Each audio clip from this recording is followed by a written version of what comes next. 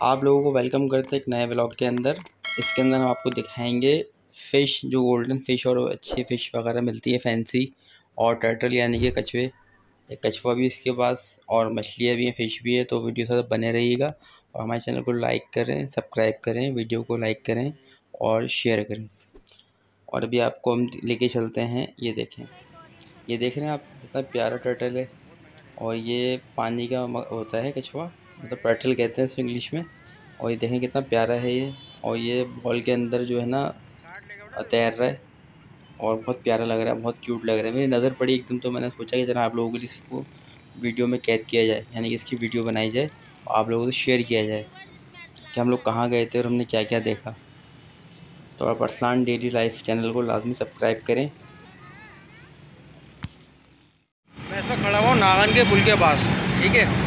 जिस भाई को भी अगर फिश वगैरह चाहिए हो, टर्टल चाहिए हो, तो आप नागन के पास आ सकते हैं इन भाई के पास। उनको मुनासिब पैसों में इंशाल्लाह आपको देंगे, और बेहतरीन चीज़ है इनके पास, बेहतरीन चीज़।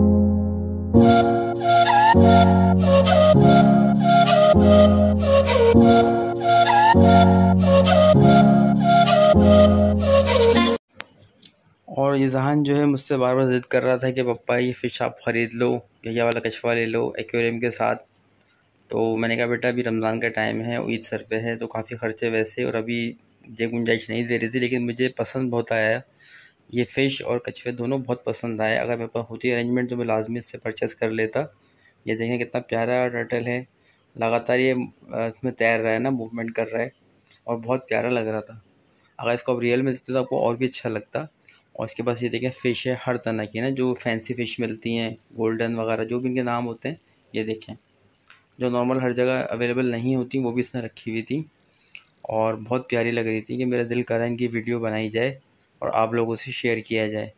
ये आप देख रहे हैं हर क्वालिटी की, हर किस्म की फ़िश इसने अपने पास रखी हुई है।